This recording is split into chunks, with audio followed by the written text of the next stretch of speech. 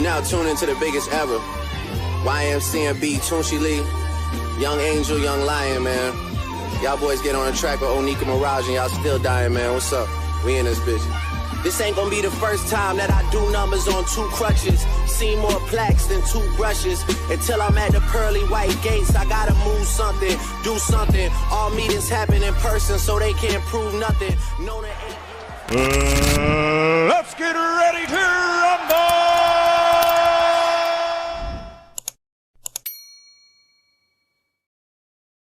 What's going on? What's going on, world? What's going on? Boxing Talk Up North. I'm your host, Ryan Fraser, Ryan from the 6. Yo, man, what's going on? We had a good weekend of boxing. I mean, it was busy, lots and lots of fights. I definitely feel like it wasn't really big fight weekend in the sense of like there wasn't one event where I was like, yeah, man, we got to get to that. We got to watch that. But I was definitely tuned in, definitely watching. Watched the main event at the top rank. I was in and out of the top rank card actually. I didn't get to see the Elvis Rodriguez fight, but I heard lots about it. We'll talk about it. I didn't get to see Jaha Tucker. Shout out to my guy Jaha. Got mad love for him. And I missed a lot of those UK fights. I don't even think I watched. I think I only watched the Hrgovic and Joyce fight, to be honest. But obviously lots on that card too that was controversial. But make sure you smash that like button when you come in, like Ann Wolf, you know what I'm saying? Really fight her.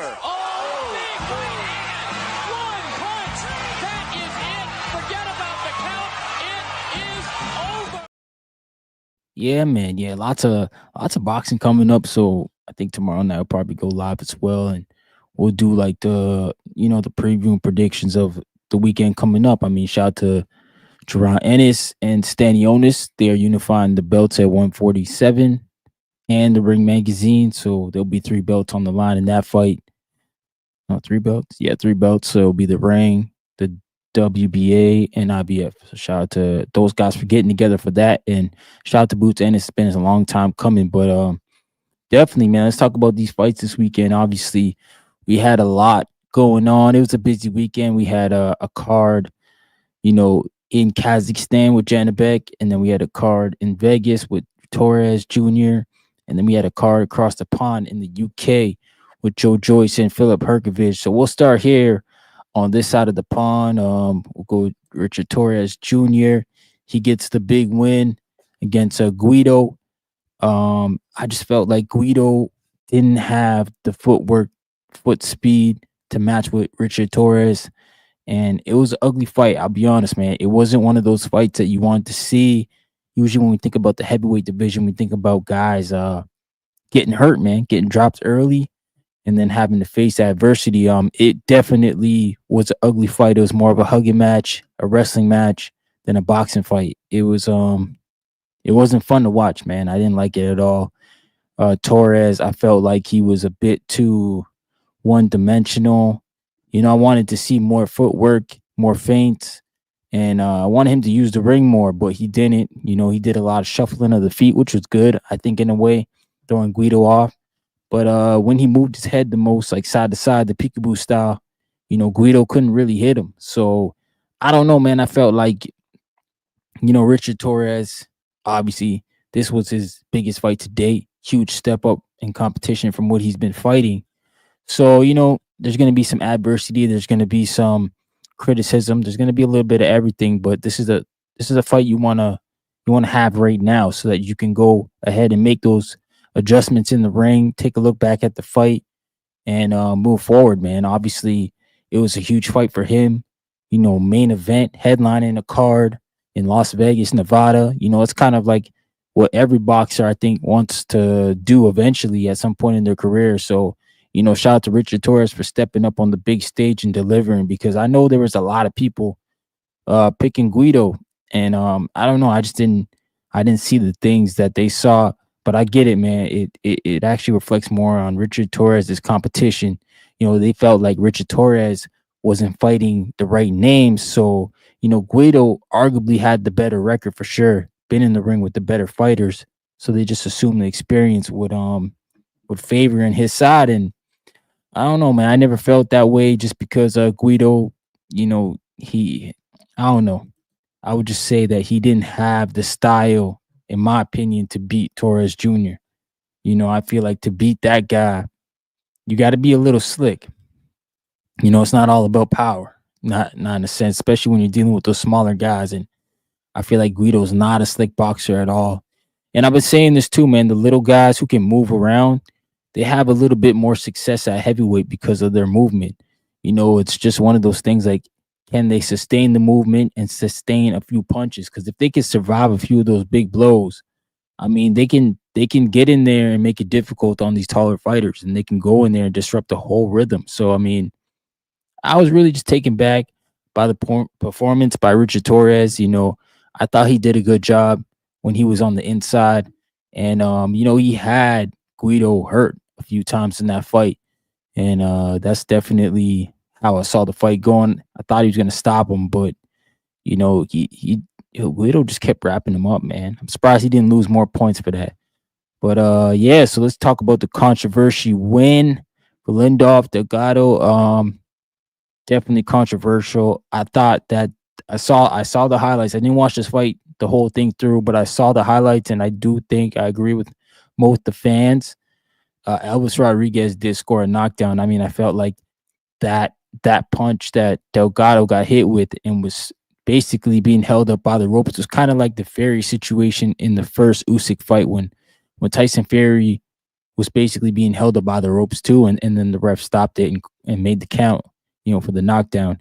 I felt like it was the same situation there. Like, Delgado, he couldn't, I'm saying, his feet were gone.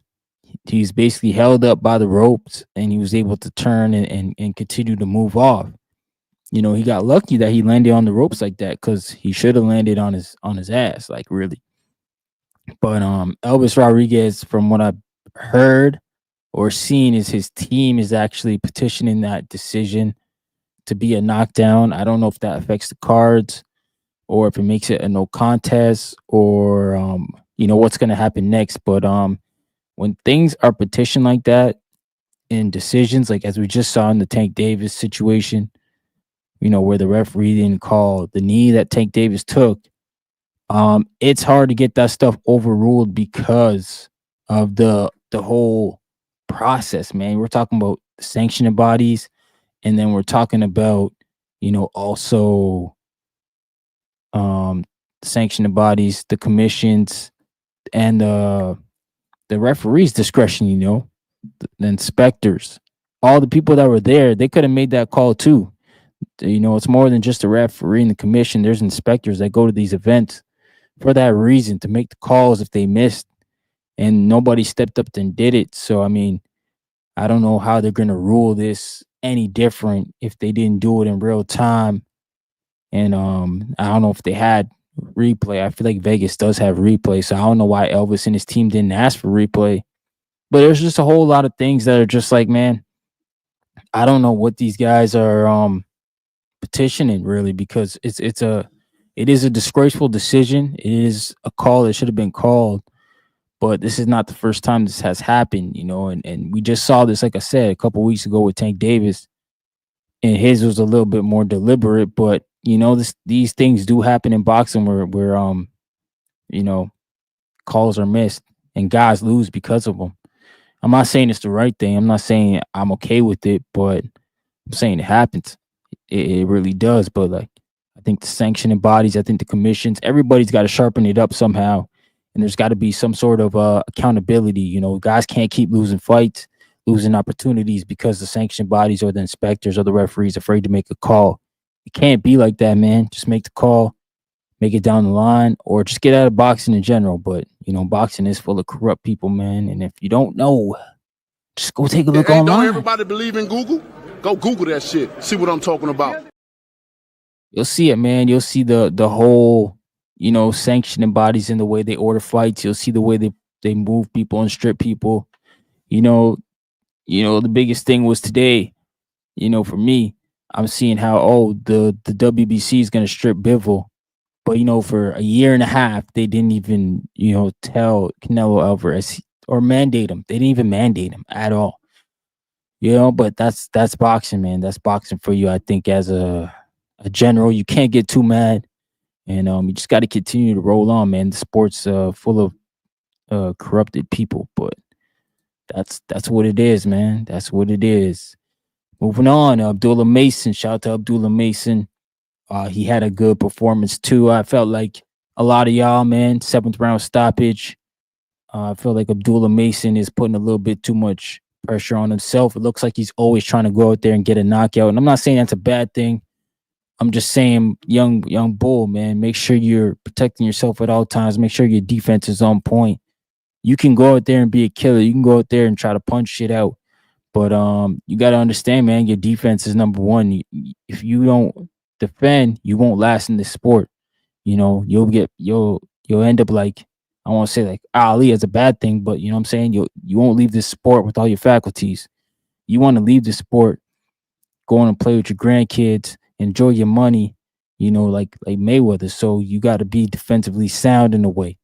So I think he needs to sharpen up on that. And basically, I got nothing bad to say about Abdullah Mason, man. I like his career. I like where he's going. This kid just turned 21.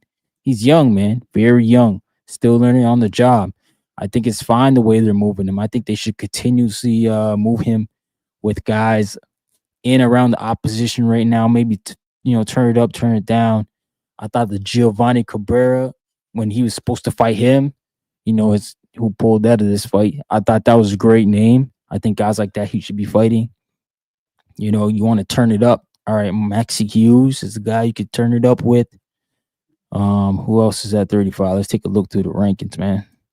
Let me see who's in his rankings, the BC, because I know that's where he's at 135. He's right now he's ranked number 7. So Baranchek is number 9. Artem, yeah, Artem's a good fight for Abdullah Mason right now, number 8. Joe Cordina, who just got into the division, he's there.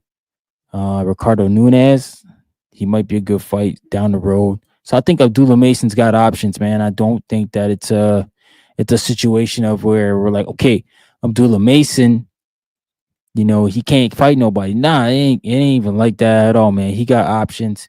He gonna be fighting people. And Abdullah Mason's definitely one of those guys, man, that we all are going to be eyes locked into in the next couple of years easily, man, because Abdullah Mason's definitely, I don't even know if he's going to be at 35 much longer. He might win a title at 40, the way he's growing. And 140 is a pretty good division right now. It's stacked up. So, I mean, that's not a bad thing. But shout out to everybody tuning in, man. I really appreciate y'all. Like I said, make sure y'all smash that like button and join the Discord. Got the Discord link in my channel. I'll drop it in the chat here too. The Discord.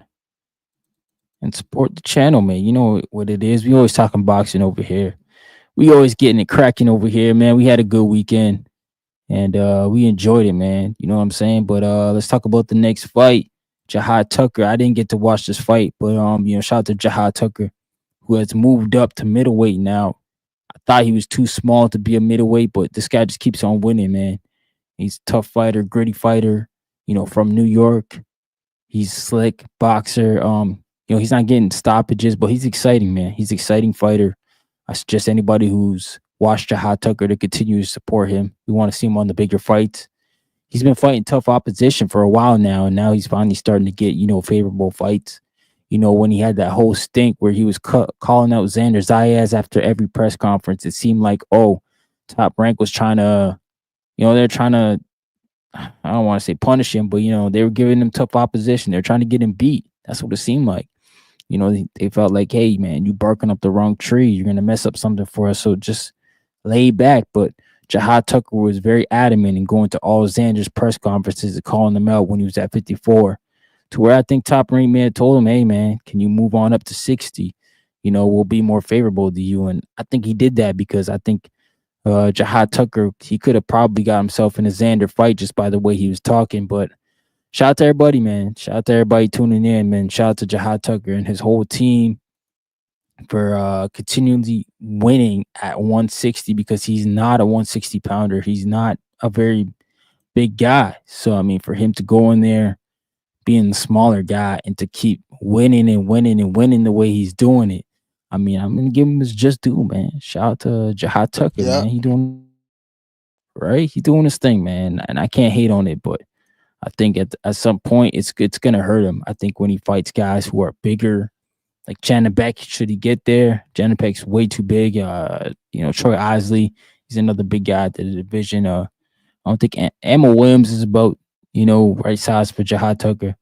I'm just saying, like when he starts to fight those bigger guys and has a disadvantage, he may run into some troubles. But right now, he's a slick fighter, tough fighter, and he's fighting good, man. He's doing his thing. Who else do we have fight this weekend? Tim Tszyu. Tim Tszyu gets the fourth round KO over Joey Spencer. I know a lot of people were high on Spencer. Obviously, he had the buzz when he was coming up through the PBC, so a lot of people know him that way. His only other bad loss, I think, was Ramos Jr. I think he was stopped in that fight also. I don't know. Somebody wanted to correct me, but I'm pretty sure he was stopped in that fight also. And shout out to Tim Tszyu. Tim Tszyu was stopped in his last fight in devastating fashion, and I think we all wanted to see how Tim Tszyu was, man. We all wanted to see how Tim Tszyu was. Shout out to Tim Tszyu. He definitely picks up the fourth round win, KO win, and sets up the Keith Thurman fight.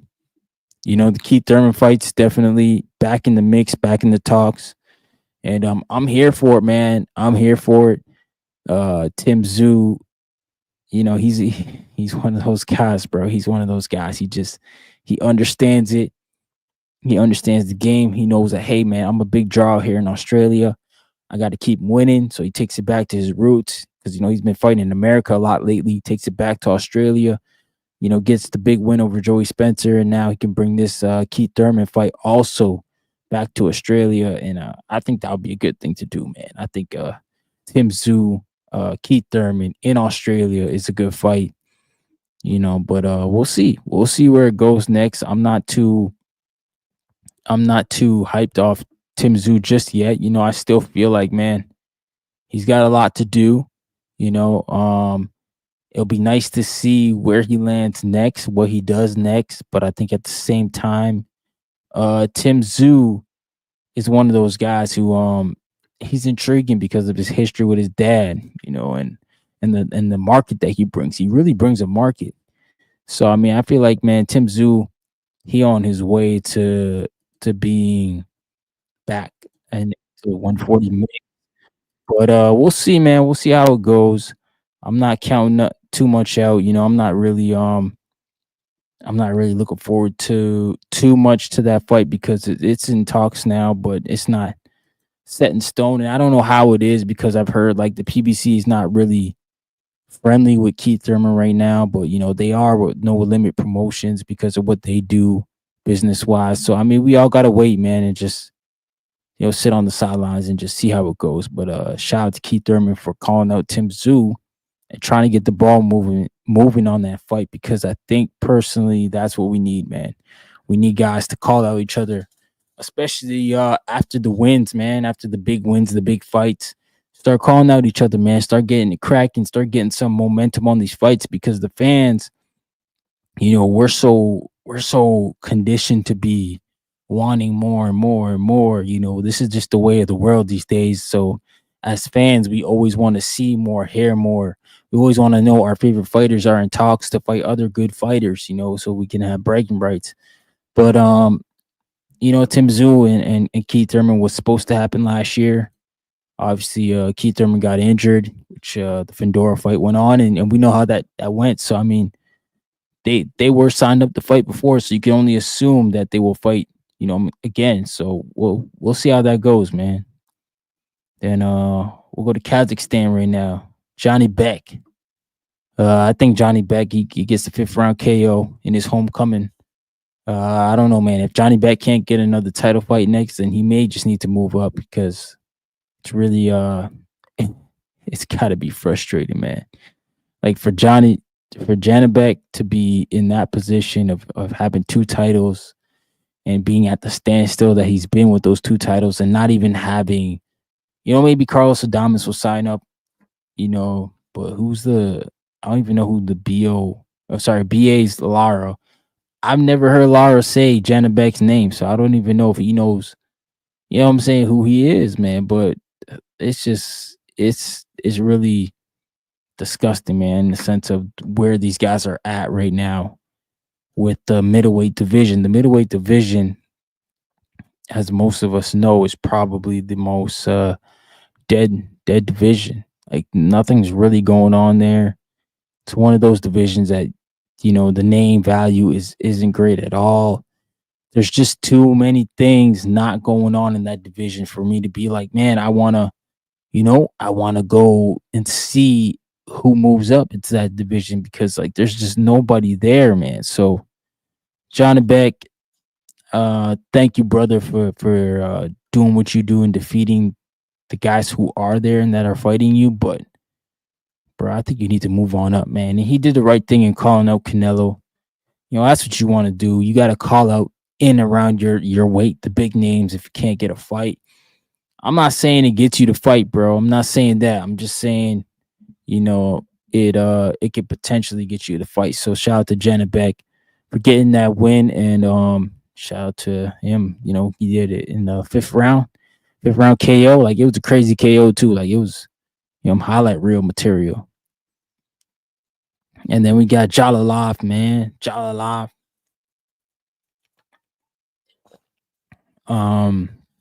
This is another guy who, in my opinion, I would say he was kind of on the same road as Richard Torrez. Well, he is still on that road. Richard Torrez is elevating now with the Guido win. Richard Torrez obviously has the better resume. Jalalov just hasn't fought the opposition that we want to see him fight. And this guy, I think he's a 2-time gold medalist at the Olympics. You think he would be on a fast track. You think he'd be fighting better competition. You think he'd be probably ranked in top 5 in all the sanction bodies right now. I don't even know where Jalalov is ranked. Let's take a look, actually, man. See where he's ranked at in the ring. I don't think he's ranked in the ring, so I'll go in the BC and see if he's there. I doubt he's in the BC too. He's probably. Oh no, he's in the BC. He's number 8. All right, I'll just go screen share real quick. Because I don't understand how Jalalov is like ranked 8. He isn't fighting nobody, man. Like his opposition has been pretty weak nonetheless. But yeah, there he is at number 8 in the BC. Let's see where he is in the BA. I think that's where he's higher. Oh no, he's not even in the BA. So he's not in the BA. In the IBF heavyweight, number 1's vacant. Wonder who's gonna get moved up there. Maybe Chisora because he's fighting Dubois.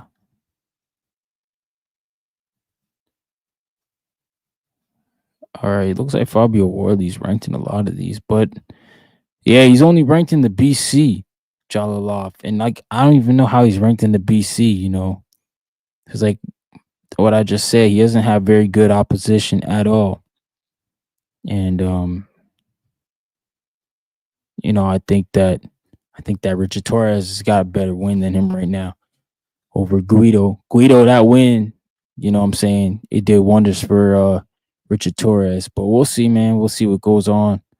I'm definitely not opposed to that because I think that Jalalov needs to fight better competition. Just at the end of the day, man, he's just not fighting good opposition. I think Jalalov, I don't think he is, man. I think he's acting a little scary, He's not really getting in the ring challenging himself. And I don't know how long he's gonna wait, but he gotta fight somebody, man. And then shout out to Hrgovic going over to England, beating Joe Joyce. I thought that was dope, man. Anytime a guy can go into enemy territory and do that, I support it, man. I love it. I think that's what more fighters should do. It's a tough thing to do, but shout out to him, man. He got it cracking, lacking. Went over there and did his thing, and yeah, got the win. And I don't know, man. Joe Joyce might be done. I think that's his third loss in a row, I think. And he's just been getting knocked around the ring the whole time, man. I don't know. I don't think that we need to see Joe Joyce in the ring again. But I mean, if he wants to, then as long as the doctor clears it, right? I'm never gonna tell a man what to do, but I mean, as long as it's all cleared and he doing his thing and he go through the right steps to get cleared, then go right ahead, brother. But I just think it's pretty ridiculous what's going on with that. You know, Joe Joyce seems like he's had CTE problems. I'm not gonna 100% say that, but man, we'll see what's up, brother. We'll see what's up. I just don't know what he's gonna do next. I really don't. But it is what it is, right? And shout out to us, man. I mean, if y'all with the channel, I'm about to see if I can find it now. We won a lot of money with the bets, man. Shout out to us, man. I mean, last month we was plus $197. You know, that was with just doing a couple 5 to I think maybe $8 bets. You know, built it up properly. Deposited 25, and then we just been going up from there. So organically, as the kids will say. So shout out to us, man. Here, let me share the page here. Share the screen. Make sure. Yeah, okay. All right, here's the screen here. Yeah, man, we went 3 and 1 out of the 4 bets. Here were the bets. You know, we had Zhanibek winning by KO, Steven Navarro, Mason, Torrez, Moneyline. That one hit. Oh. What's the next one? And we had I think this was like a 7-1. 7 parlay. I think they all hit except for the Torrez KO. I think I had 1 Torrez KO and 1 Torrez points. You know, offset the 2. They're about the same odds. So one of them hit. Obviously, Torrez won by points. So I mean, we up right now, man. We up. We definitely in the green. And gotta love it, man. Shout out to everybody who's been tuning in, man. Short show, a little recap show. Yeah, I'm about to get some sleep because I was working all weekend, man, and it sucks when you work nights, but hey, gotta do what we do, right? But yeah, man, let me know in the comments what y'all think's going on. Yeah. What y'all think? I will slap you. Did Lindorf, Delgado get a gift? Was Elvis robbed? I don't know. We'll see next time. Peace. Yeah. What?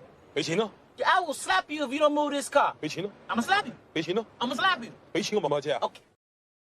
You tweet to the heavyweight champion of the world that he can have your leftovers?